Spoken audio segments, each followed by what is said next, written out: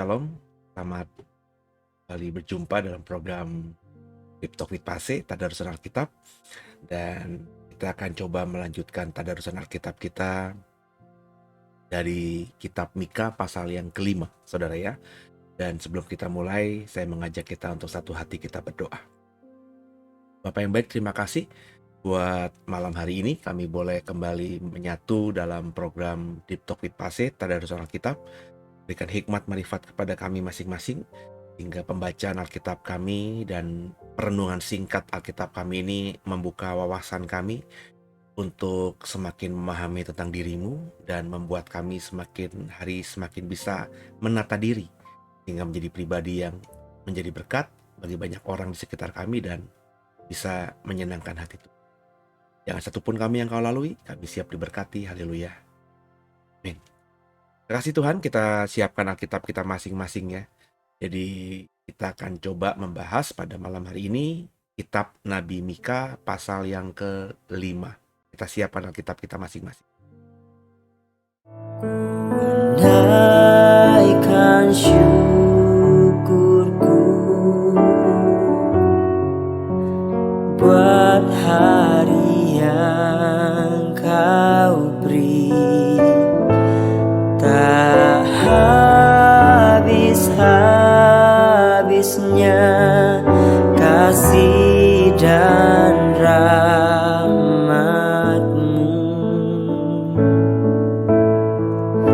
Selalu baru dan tak pernah terlambat pertolongan-Mu, besar setia-Mu di sepanjang hidupku. Ya, ada bantuan di layar saudara, Mika pasal yang kelima. Kita coba membacanya ya, dari pasal kelima ini ayat yang pertama pada malam hari ini bersama-sama. Demikian firman Tuhan. Perikopnya diberi judul Raja Mesias dan Penyelamat Israel. Ayat pertama. Sekarang engkau harus mendirikan tembok bagimu, agar pengepungan telah mereka dirikan melawan kita. Dengan tongkat mereka memukul pipi orang yang memerintah Israel.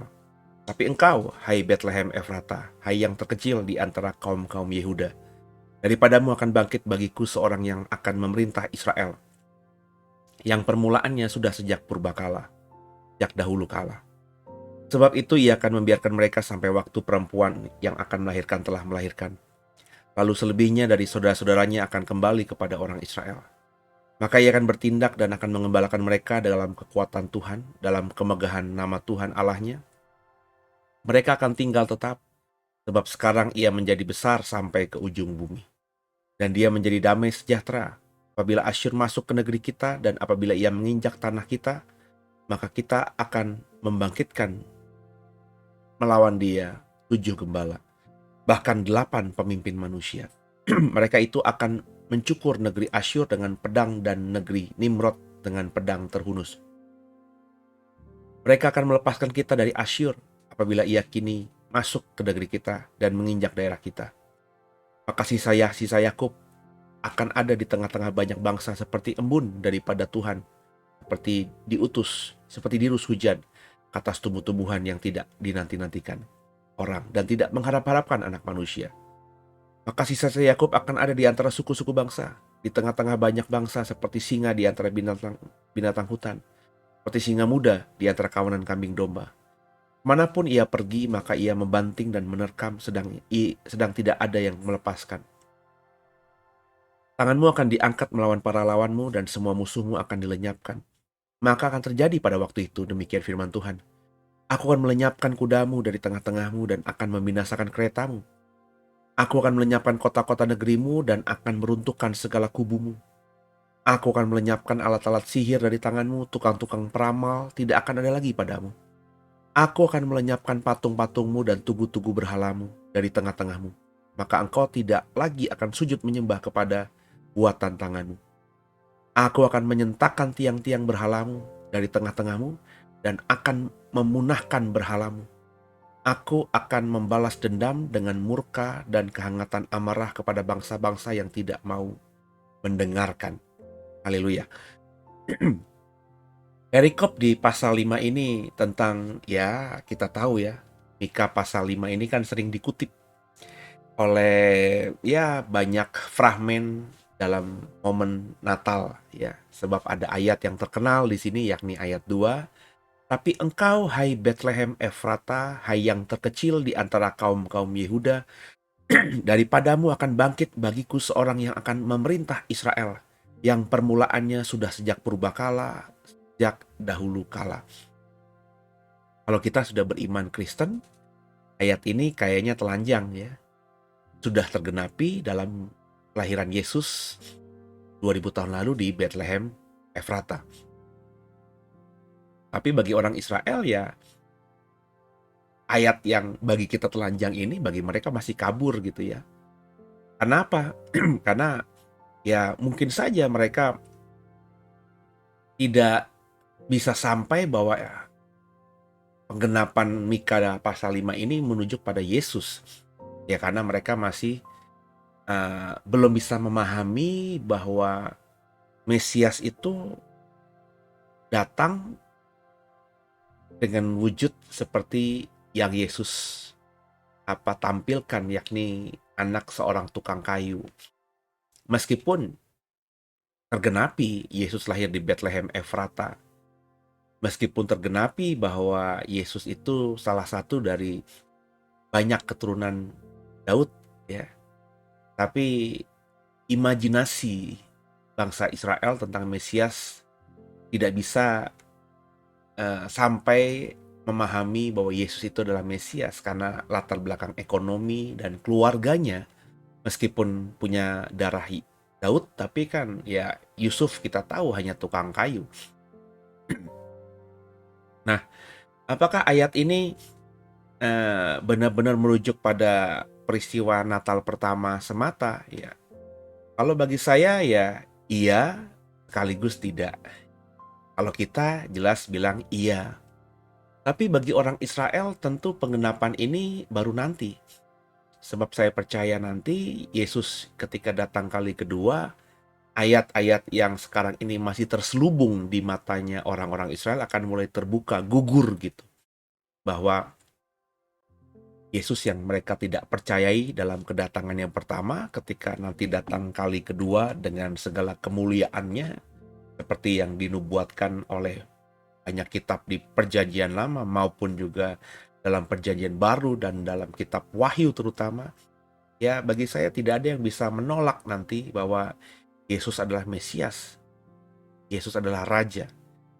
Jadi saya percaya saudara kekasih Tuhan, apa yang kita baca, apa yang kita lihat di dalam Mika pasal 5 ini memang akan sudah tergenapi dan akan kembali tergenapi ya. Dalam artian penajaman. Sebab hari ini saja di kalangan orang Kristen abangan, saya percaya ada juga yang sedikit meragukan Yesus sebagai Tuhan, meskipun mereka mengimani Yesus adalah juru selamat. Karena banyak faktor tentunya ya. Karena peristiwa kedatangan Yesus dengan sekarang kita sudah selisih 2000-an tahun. Ya, banyak orang Kristen yang hanya mewarisi sejarah saja. Maksud saya, mereka menjadi orang percaya Kristen karena ya sejarah keluarganya Kristen gitu. Mereka tidak mau mencemari heritage atau warisan keluarga sebagai keluarga Kristen di belahan dunia sana ya, di wilayah yang jauh dari kita. banyak orang itu Kristen tapi tidak Kristen. Kemarin saya melihat mendengarkan sebuah podcast ya, di mana dikatakan dalam podcast itu di Jepang itu kan mayoritas adalah orang-orang yang penganut agama Shinto. Jadi agama asli orang Jepang. Mereka semua Shinto. Tapi ketika Christmas, ketika Natal, mereka semua merayakan Natal. Mereka semua sejak kecil sudah punya tradisi Natal ini saya dapat hadiah apa dari orang tua. Jadi budaya Natal itu sudah dihidupi oleh orang-orang Jepang meskipun mereka bukan Kristen. Ini menarik karena di Indonesia kelompok agama yang mayoritas itu ya tidak melakukan budaya Natal. Bahkan beberapa tahun yang silam, ya sebelum Pak Jokowi jadi presiden begitu, banyak kan kita lihat larangan-larangan orang memakai topi Santa Claus lah, orang mengucapkan selamat Natal kah, mall-mall ya tidak boleh pakai, atau kantor-kantor ya yang bukan punya orang Kristen tidak boleh memakai atribut-atribut Natal karena dianggap haram dan juga tidak sesuai kaidah-kaidah agama mereka. Di kita, orang larut dalam budaya Natal itu haram. Kalau saya mah budaya Idul Fitri, budaya Idul Kurban gitu ya. Itu udah menjadi kehidupan bagian dari budaya saya karena ya seperti saya pernah katakan, rumah orang tua saya ketika saya kecil, saya besar di situ, itu depannya masjid gitu ya. Ya, jadi ketika malam takbiran ya itu pasti rame ya.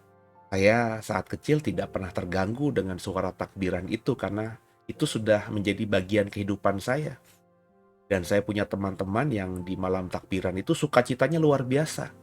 Sehingga saya yang tidak merayakan Lebaran itu juga merasakan aura atau transfer sukacitanya dengan misalnya malam takbiran main kembang api, main dulu sebelum ada larangan main petasan, main janwe. Janwe Bapak Ibu yang seumuran saya pasti tahu ya, petasan yang seperti kembang api ya dinyalakan kemudian terbang dan meledak di langit gitu ya.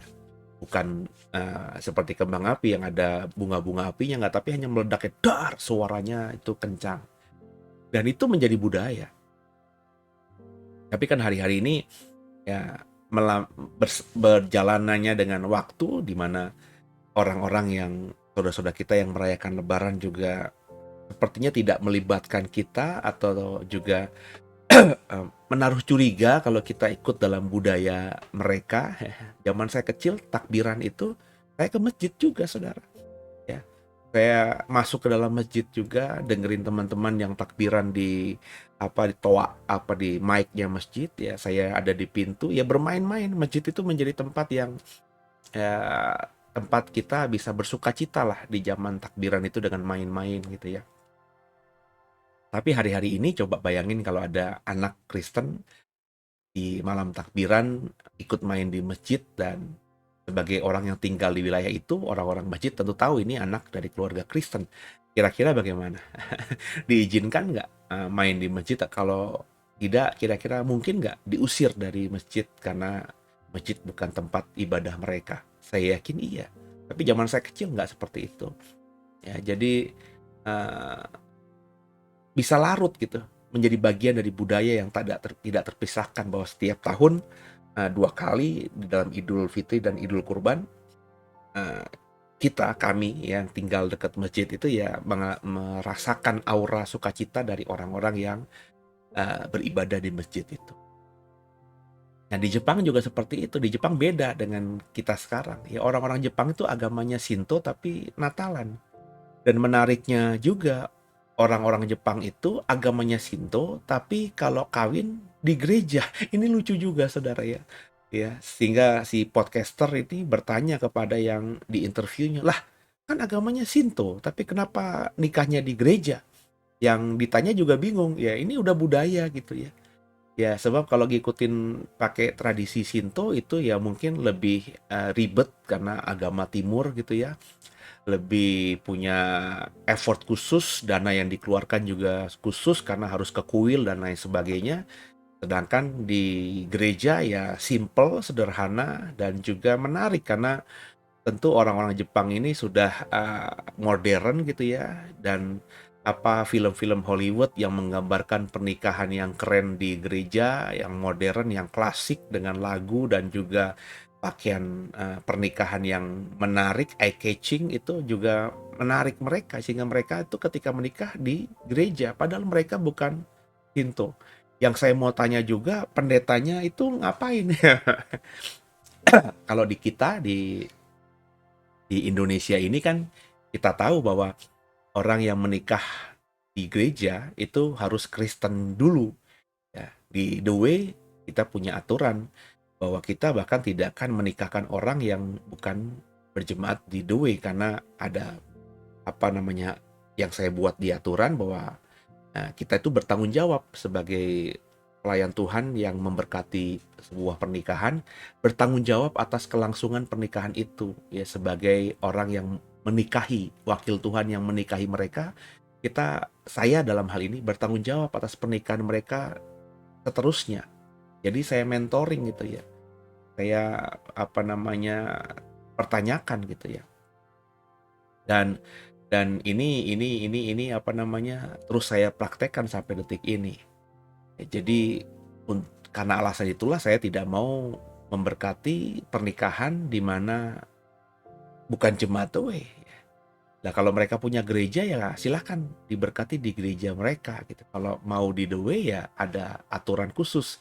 Salah satunya harus jemaat, sudah berapa lama berjemaat di The Way, dan juga kalau belum Kristen harus dibaptis dulu, menerima Yesus sebagai Tuhan Juru Selamat, kemudian mengikuti konseling dulu, dan baru ya kita atur jadwal untuk menikah di gereja.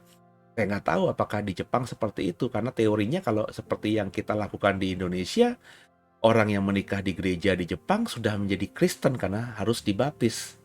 Tapi dengan apa namanya wawancara dalam podcast tersebut saya berasumsi ya, jangan-jangan memang gereja di Jepang itu ya tidak menekankan bahwa yang diberkati mereka di gereja itu ya harus Kristen, siapa saja. Pokoknya kalau mau diberkati secara Kristen ya gereja membuka pintu tanpa harus mereka adalah orang-orang yang percaya kepada Kristus. Mungkin itu yang terjadi dan saya nggak tahu karena yang saya lakukan itu kan doktrin ya, aturan gereja ya. Sinode di Indonesia saya rasa kurang lebih sama, punya aturan. Dan di Jepang tentu aturan gerejanya ya tidak sama dengan kita ya. Mungkin mereka punya aturan sendiri yang menyesuaikan dengan kondisi masyarakat sekitar dan lain sebagainya. Seperti saya bilang, namanya doktrin atau ajaran ya itu adalah tafsiran. Saya menafsirkan pernikahan Kristen itu seperti itu, maka ketika saya jadi gembala, saya buat aturan yang mendukung tafsiran saya. Apakah tafsiran saya ini benar? Ya, itu semua masih dalam area tafsir, saudara. Kalau ditanyakan ke saya berani katakan tafsiran saya benar. Tapi kan ketika ditanyakan ke orang lain tentu punya tafsiran sendiri yang mungkin berbeda dengan saya. Nangkep ya, saudara ya? Nah, itu yang saya apa namanya cermati ya. Tidak semua orang Kristen itu ya percaya Yesus Tuhan. Ya, agamanya Kristen ya. Mungkin mereka ketika ditanya, "Lo percaya Yesus?" "Percaya." "Yesus Tuhan?" "Percaya." Tapi ya percayanya mereka cuma di mulut saja. Mereka tidak sampai mendalami, mereka tidak sampai memahami dengan sungguh, mereka tidak sampai menggali Alkitab, sehingga ketika ditanya, kenapa lo percaya sama Yesus sebagai Tuhan? Ya, Alkitab ngomong gitu. Ayatnya di mana? Ya, gue nggak dalemin Alkitab sih. Tapi itu juga diajarin orang tua, diajarin nenek kakek gue. Ya, keluarga gue Kristen ya, maka gue Kristen. Ya, jawaban sederhananya pasti banyak ke situ nanti arahnya. Nah, apakah orang-orang seperti ini adalah orang yang Kristen benar gitu ya? Nah, ini yang Sekali lagi, ya tentunya hanya saudara yang bisa menjawab dengan hati nurani yang jujur ya. Apa yang kau dapatkan itu yang akan menjadi cerminan jawaban saudara ya. Kalau bagi saya orang-orang seperti ini bukan Kristen, karena Kristen itu ya arti harafiahnya pengikut Kristus. Yang secara sederhana saya tafsirkan orang Kristen itu ya hidupnya berusaha sama seperti yang dipertontonkan atau yang dilakukan Yesus. Yang semuanya bisa kita temukan di dalam Alkitab. Seperti apa Yesus, pikirannya seperti apa, imannya kepada Bapaknya seperti apa, pemahamannya tentang hubungannya dengan sesama manusia seperti apa, itu kan bisa kita baca dalam kitab Injil. Nah, kalau saudara tidak pernah mendalami itu, tidak pernah membaca ayat-ayat soal itu, tidak pernah memahami siapa Kristus dan kenapa kita harus seperti Kristus, masakan kita, menurut saya ya, mengaku sebagai seorang Kristen gitu ya. Jadi apa namanya yang harus dipahami ini ya. Nah, memang artinya akhirnya dalam konteks Mika pasal 5 ini ya ayat-ayat ini ya bisa merujuk pada kedatangan Yesus yang pertama kali maupun yang nanti kali kedua. Sebab dikatakan di sini ia akan bertindak dan mengembalakan mereka dengan kekuatan Tuhan. Ya. Di apa namanya yang akan apa namanya bangkit memerintah Israel di pasal 5 ayat 2 dari yang lahir di Bethlehem Efrata itu akan mengembalakan mereka dengan kekuatan Tuhan. Kalau kita merujuk ayat ini, kan itu tidak tercover, tidak tercatat dalam peristiwa Yesus ketika datang pertama kali 2000 tahun yang lalu. Yesus tidak datang dengan kekuatannya, tidak menggembalakan Israel bahkan dengan kekuatannya. Ya, dia hanya mengajarkan saja. Dia tidak sampai memimpin Israel dan membuat Israel sampai besar, sampai ke ujung bumi. Ya, meskipun demikian, kita tahu dampak pelayanannya sebagai apa namanya tanda kutip ya pendiri kekristenan itu ya sampai sekarang. Hingga saya yang orang Jawa yang jauh dari Israel beriman kepada dia gitu ya. Tapi kan kedatangan yang pertama tidak dalam perspektif ya secara literal dia adalah raja yang benar-benar mengembalakan dunia ini. Sehingga akhirnya saya percaya bahwa Mika pasal 5 ini adalah ayat-ayat yang harus kita cermati, yang bisa saja sudah terjadi di 2000 tahun yang lalu dan bisa saja akan terjadi nanti ya ketika Yesus datang kali kedua. Personnya sama Yesus, tapi deskripsi atau cara nanti dia datang dan bagaimana ketika dia datang itu berbeda. Kedatangan yang pertama dengan kedatangan yang kedua, saya percaya kita akan punya cerita yang berbeda nanti, ya. Sehingga kalau misalnya ya kita berandai-andai ya, habis nanti kita mengalami kedatangan Yesus kedua dan dunia ini kita berandai-andai ya masih ada 2000 tahun kemudian. Mungkin anak cucu kita yang hidup 2000 tahun kemudian pasca kedatangan Yesus yang kedua, itu akan bisa punya penafsiran bahwa Yesus yang datang 4000 tahun yang lalu dan Yesus yang datang 2000 tahun yang sebelumnya, ya, itu Yesus yang berbeda. Karena cerita soal Yesus ketika datang 2000 tahun yang lalu, yang kalau anak cucu kita hidup 2000 tahun kemudian 4000 tahun sebelum mereka lahir ya, dengan Yesus yang datang nanti yang dihidup anak cucu kita 2000 tahun sebelum mereka lahir, itu ceritanya berbeda. Ya, saya yakin berbeda. Yesus yang kali datang nanti ya, itu saya yakin tidak perlu berjalan di atas air menghampiri murid-muridnya. Yesus yang datang nanti itu saya yakin juga tidak perlu banyak melakukan pengusiran roh-roh jahat, karena setan ketika Yesus datang kali kedua saya percaya sudah diikat ya, dan tidak ada mengganggu manusia. Tidak ada orang yang kerasukan setan.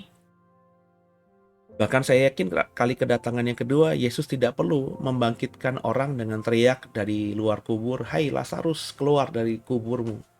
Saya rasa tidak perlu lagi ya. Sehingga ketika orang yang tidak tahu apa-apa tentang cerita kedatangan pertama dan dengan kedatangan kedua, mungkin akan melihat ini adalah orang yang berbeda, meskipun sama-sama namanya Yesus atau Yehoshua ya, tapi orang yang berbeda. Nah, ini kan apa namanya, ya Bapak Ibu kalau berpikir dalam ya pasti sama dengan saya gitu ya. Sampai hari ini saja cerita Yesus di Alkitab oleh orang-orang Kristen saja masih banyak yang diragukan kebenarannya. Penafsiran mereka soal Yesus berjalan di atas air banyak berbeda. Kita orang Kristen, sama-sama Kristen, menafsirkan 5 roti 2 ikan pun ya berbeda gitu ya, satu dengan lainnya. Nah, siapa yang benar kan kita hanya mengklaim saja tafsiran kita benar. Tapi apakah itu kebenaran yang sejati? Ya, itu bagiannya Tuhan nanti. Karena Tuhan yang paling tahu mana yang sebenarnya terjadi, mana tafsiran yang benar, dan mana tafsiran yang kurang tepat begitu. Jadi ini yang kita baca. Kali datang pertama juga Yesus tidak mengumpulkan sisa-sisa Israel yang terserak di bangsa-bangsa. Tapi kali kedua nanti Yesus pasti akan mengumpulkan dengan sungguh, dan sisa-sisa bangsa Israel yang ada di tengah-tengah bangsa itu dikatakan di ayat ke-8 itu seperti singa di antara binatang-binatang hutan, seperti singa muda di antara kawanan kambing domba. Dan hari-hari ini kalau boleh jujur tergenapi bahwa setelah kedatangan Yesus yang pertama, orang-orang yang punya darah Yahudi itu menjadi orang-orang hebat lah, pentolan-pentolan lah ya, dengan tentu karunia mereka masing-masing di negeri tempat mereka dilahirkan dan bertumbuh kembang. Orang-orang Yahudi itu menjadi orang-orang yang menjadi ilmuwan, para politikus, para bisnismen, meskipun mereka tidak tinggal di Israel dan ada di tempat di mana mereka tinggal sekarang, yang jauh dari bahkan Israel. Jadi apa namanya, itu yang akan terjadi, dan hari ini sudah kita dapatkan gambarannya. Bahwa kedatangan Mesias seperti yang di Mika pasal 5 ini juga deskripsinya tidak tergenapi dalam diri Yesus ya. Karena apa dikatakan di ayat 12, nanti ketika Mesias datang, tukang-tukang sihir nggak ada lagi, peramal-peramal nggak ada lagi. Faktanya di zaman Yesus tukang-tukang sihir masih ada. Bahkan setelah Yesus naik ke surga, rasul-rasul masih berhadapan dengan tukang-tukang sihir. Baca saja ya kitabnya Paulus. Kalau Bapak Ibu sudah mengikuti tadarusan Alkitab kita, surat-surat Paulus, Paulus berkali-kali menghadapi orang-orang yang jago sihir ini, para peramal ini, yang mulai tidak suka sama Paulus. Bahkan konon Paulus hampir mati di Efesus ini ya karena ada orang-orang yang disebut dengan tukang-tukang ramal, dukun-dukun yang tidak nyaman ya karena banyak pasiennya jadi Kristen gitu saudara ya, sehingga tidak mempercayai mereka lagi. Dan juga nggak ada nanti ya dalam Mika ini ketika Mesias datang patung-patung buatan tangan manusia atau penyembahan-penyembahan kepada ilah-ilah lain ya. Dikatakan bahwa Tuhan akan membuat tidak ada lagi berhala di tengah-tengah kita. Tidak akan ada lagi orang sujud menyembah kepada buatan tangan. Tapi faktanya di zaman Tuhan Yesus itu terjadi, bahkan sampai sekarang itu masih terjadi. Ada orang yang menyembah patung buatan tangan manusia dan disembahnya seperti layaknya menyembah dewa-dewi. Dan kalau Bapak Ibu jujur, itu masih bisa kita lihat di sekitar kita hari ini dalam kehidupan saudara-saudara kita yang masih memiliki keyakinan yang berbeda dengan kita. Kita tidak kan? Kita tidak menyembah salib, kita tidak berdoa kepada salib, kita tidak menyembah kepada patung Yesus, kita tidak berdoa di depan patung Yesus, itu yang sebenarnya. Jadi pasti nanti tergenapi, dan itu tergenapi ketika Yesus memang datang dengan ya jati dirinya. Ketika dia datang pertama, dia datang seperti manusia, menanggalkan kemahaannya menjadi sama seperti manusia. Tapi kali datang kedua nanti dia datang dengan segala kemahaannya, datang dengan segala kemuliaannya. Sehingga akhirnya mau nggak mau orang yang hari ini tidak percaya Yesus sebagai Tuhan, ketika hidup di zaman itu ya percaya karena Yesus memang datang dengan segala kemuliaannya. Sehingga penyembahan agama lain itu pasti nggak ada ya. Patung-patung dewa-dewi pasti akan dilenyapkan karena mereka sudah melihat sendiri sosok yang memang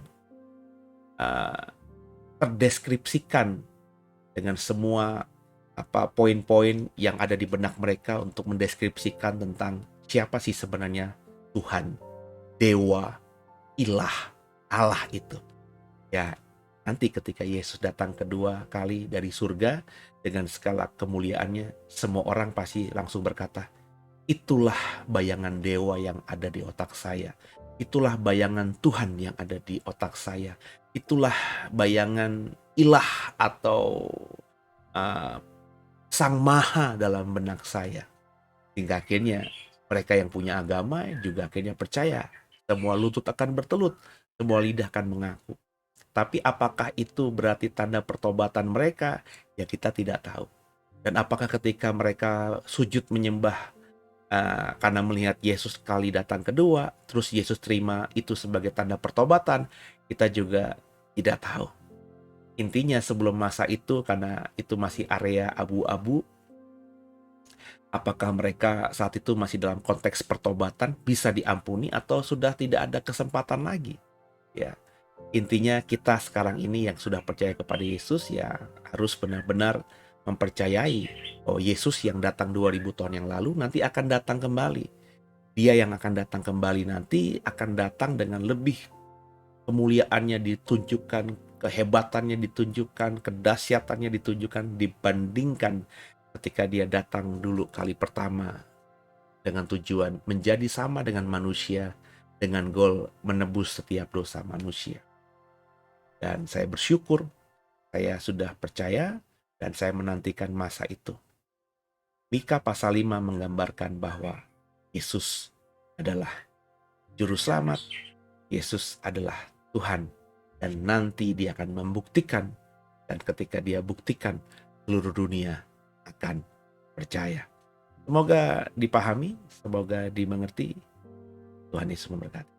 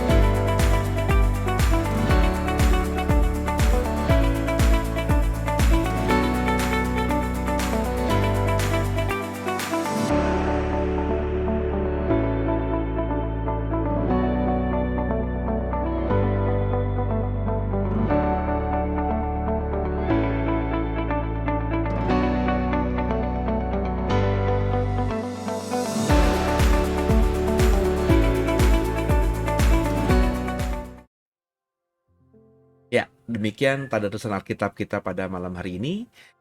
Saya berharap semua bisa memahami, bisa mengerti bahwa apa yang dikatakan Mika pasal 5 yang kita baru baca dan bahas pada malam hari ini akan tergenapi.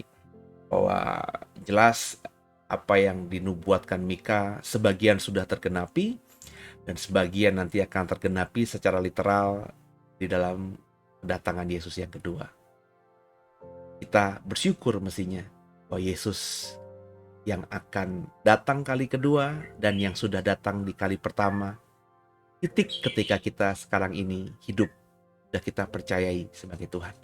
Tahankan iman itu sampai akhirnya nanti. Tundukkan kepala, kita doa. Makasih Tuhan buat malam hari ini. Kami semakin memahami tentang Mesias yang kami imani. Tolong kami Roh Kudus bisa terus pertahankan iman kami dan bahkan mempertebal iman kami dan bahkan memampukan kami bisa berani men-sharingkan iman kami lewat kehidupan kami sehari-hari dan kesaksian kami kepada banyak orang. Ampuni salah dosa kami, Yesus Kristus adalah Tuhan Juru Selamat kami yang hidup. Dalam tangan-Mu lah kami serahkan tubuh, jiwa, dan roh kami. Haleluya. Amin. Kasih Tuhan, biji mata Tuhan.